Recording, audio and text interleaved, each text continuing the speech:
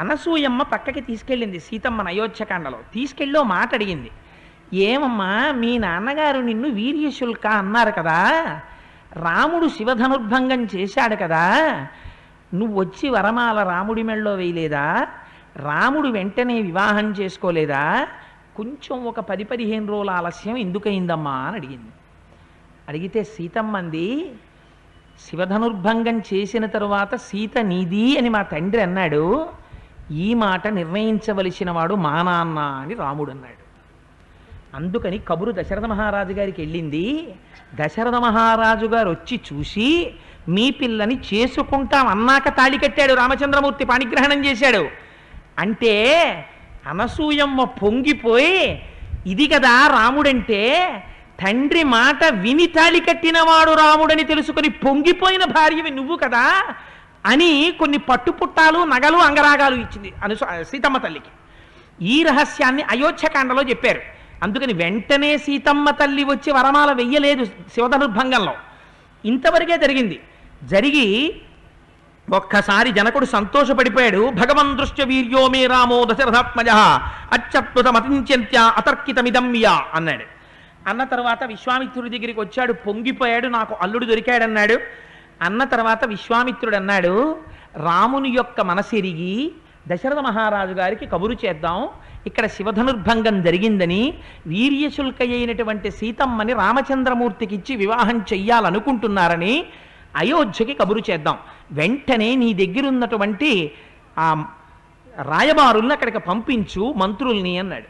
అనేసరికి వెంటనే జనక మహారాజు గారు కొంతమంది పరివారాన్ని పిలిచి మీరు తొందరగా బయలుదేరి గుర్రాల మీద వెళ్ళి అయోధ్యానగరంలో దశరథ మహారాజు గారికి ఈ వార్త చేరవేయండి అన్నాడు. అనేటప్పటికీ వాళ్ళు ఎంత వేగంగా వెళ్ళినా 3 రోజులు పట్టిందిట గుర్రాల మీద వెళ్ళడానికి. వెళ్ళి అయోధ్యానగరాన్ని చేరుకుని అంతఃపురం బయట ఉండి అక్కడ ఉండేటటువంటి ఆ పరిచారికులతో కబురు చేశారు. ఆ మిథిలానగరం నుంచి జనక మహారాజు గారి పనుపున వారి రాయబారులు వచ్చారు, వారి మంత్రులు వచ్చారు, దశరథ మహారాజు గారితో మాట్లాడాలనుకుంటున్నారు అని. దశరథుడు అంటే ఎటువంటి క్యారెక్టరో తెలుసా అండి? దశరథుడు అన్నాడు, జనకుడి పనుపున వచ్చారంటే ప్రవేశపెట్టమన్నాడు. లోపలికి వెళ్ళేసరికి దేవేంద్రుడు కూర్చున్నట్టు వృద్ధుడైపోయినటువంటి దశరథ మహారాజు గారు, అప్పటికి ఆయనకి వృద్ధాప్యం వచ్చేసింది. సింహాసనం మీద లోపల వృద్ధాప్యంతో ఇంద్రుడు కూర్చునుంటే ఎలా ఉంటుందో అలా కూర్చుని ఉన్నట్ట. దశరథుణ్ణి చూస్తే 4 మాట్లాడవలసింది 2 మాటల్లోనే మాట్లాడతారట. ఎందుకని? ఆ తేజస్సు అలా ఉంటుంది. ఈయన దగ్గర ఎక్కువ మాట్లాడడం మంచిది కాదు, ఉన్న విషయం సూక్ష్మంగా చెప్దాం అనుకున్నారట వచ్చిన వాళ్ళు. అంటే ఎలా ఉంటాడో చూడండి దశరథుడు, అంత తేజోమూర్తి మహానుభావుడు. ఏం ఉత్తినే పుట్టాడు ఆయన కడుపున రామచంద్రమూర్తి? ఏమిలా వచ్చారని అడిగాడు. మీ రాజు కుశలమా అని అడిగాడు. అగ్నులు కుశలమా అన్నాడు. యాగం జరుగుతోందా అన్నాడు. అన్నీ కుశలమే మహానుభావ. విశ్వామిత్రుడి చేత సంరక్షింపబడుతున్నటువంటి నీ కుమారుడైనటువంటి రాముడు లక్ష్మణ సహితుడై మిథిలా నగరాన్ని చేరుకున్నాడు. మా మహారాజు గారైనటువంటి జనక మహారాజు గారు అయోనిజ అయినటువంటి సీతమ్మ తల్లి ఆయన జ్యేష్ఠ కుమార్తె కనుక ఆమెకి వరుణ్ణి వెతకడంలో వీర్యశుల్కగా సీతమ్మ తల్లిని ప్రకటించాడు. ఎవరు శివధనస్సుని ఎక్కువ పెడతారో వారికి తన కన్యారత్నాన్ని ఇచ్చి వివాహం చేస్తానని ప్రకటించాడు. ఎందరో వచ్చి చూశారు, కానీ శివధనస్సుని ఎక్కువ పెట్టలేకపోయారు. నీ కుమారుడైన రామచంద్రమూర్తి శివధనస్సుని ఎక్కువ పెట్టడమే కాదు, శివధనుర్భంగం చేశాడు. అందుచేత ఆయన తన కుమార్తె అయినటువంటి సీతమ్మ తల్లిని నీ కుమారుడైన రామచంద్రమూర్తికిచ్చి వివాహం చెయ్యాలని అనుకుంటున్నారు.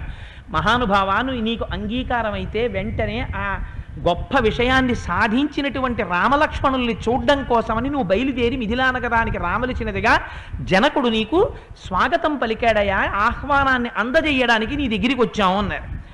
అనేటప్పటికీ ఆయన ఎంత విచిత్రమైన వ్యక్తో చూడండి. దశరథ మహారాజు గారు మనకి నేర్పుతుంది రామాయణం ఎలా బ్రతకాలో. ఒక సంబంధం వస్తే ఏది ముందు ఆలోచించాలో నేర్పింది రామాయణం. ఈ మాట తెలియగానే గురువులకి కబురు చేశాట. గురువులు వచ్చారు. వచ్చిన తర్వాత జనక మహారాజు గారికి ఆస్తి ఏమాత్రం ఉంటుందండి? గుర్రాలు ఎన్ని ఉంటాయి, ఏనుగులు ఎన్ని ఉంటాయి, ఆడపిల్లలు ఉన్నారా, అంతే అందరూ కొడుకులేనా, ఒక్కొక్కడికి ఏ పాటి వస్తుందని అడగలేదుట. అసలు అటువైపు ఆస్తి ఎంత ఉందో, ఐశ్వర్యం ఎంత ఉందో జనకుడు ఎన్నడూ అడగలేదు. ఇది రామాయణం తెలుసుకున్నవాడు, రామాయణం నేర్చుకున్నవాడు పాటించవలసిన పద్ధతి. జనకుడు అడిగింది ఒక్కటే తెలుసుకున్నాడు. జనకుడు ఏది తెలుసుకున్నాడు? యదినో రోచతే వృత్తం జనకస్య మహాత్మనః పురీం గచ్చామహే శీఘ్రం మా భూత్కాలస్య పర్యయ.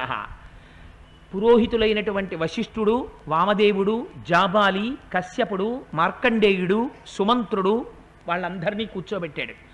జనకుని వృత్తమేమి అని అడిగాడు. జనక మహారాజు గారి యొక్క నడువడి ఎటువంటిది? ఎందుచేత తన ఇంటికి కోడలిగా వస్తోంది, పెద్ద కోడలిగా. అవతల ముందు తండ్రి గారి యొక్క ప్రవర్తన సక్రమమైందైతే ఆ కూతురి ప్రవర్తన కూడా ఖచ్చితంగా సక్రమమైందే అయి ఉంటుంది. అందుచేత జనకుని యొక్క వృత్తమేమి, జనకుని యొక్క నడువడి మంచిది, ఆ ఇంటి పిల్ల ఈ ఇంటికి కోడలిగా రావచ్చు అని మీరు నిర్ధారిస్తే మా భూత్కాలస్య పర్యయ, మనం ఎంత మాత్రం ఆలస్యం లేకుండా వెడదాం. అందుచేత జనకుడి విషయంలో మనం పిల్లని తెచ్చుకోవచ్చు అని మీరు నమ్ముతున్నారా అని అడిగాడు పురోహితుల్ని.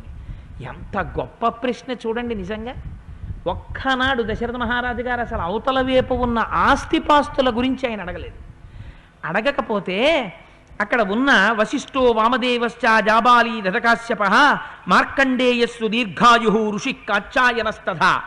ఆ ఋషులందరూ అన్నారు, మహానుభావ, జనకుడంటే సామాన్యుడా, విదేహ వంశంలో జన్మించాడు, ఐశ్వర్యములకెల్లా ఐశ్వర్యం, శరీరం మీద భ్రాంతి లేనివాడు, గొప్ప కర్మిష్టి, భగవంతుణ్ణి నమ్మినవాడు, అపారమైన జ్ఞానం ఉన్నవాడు, సీతమ్మ అయోనిజ, అందుకని అక్కడ పుట్టింది, తప్పకుండా మనం ఆ సంబంధం కలుపుకోవలసిందే అన్నాడు. అయితే ఒక్క క్షణం ఆలస్యం చేయకండి, రేపే బయలుదేరాలి, పిలవండి కోశాధికారులను అన్నాడు.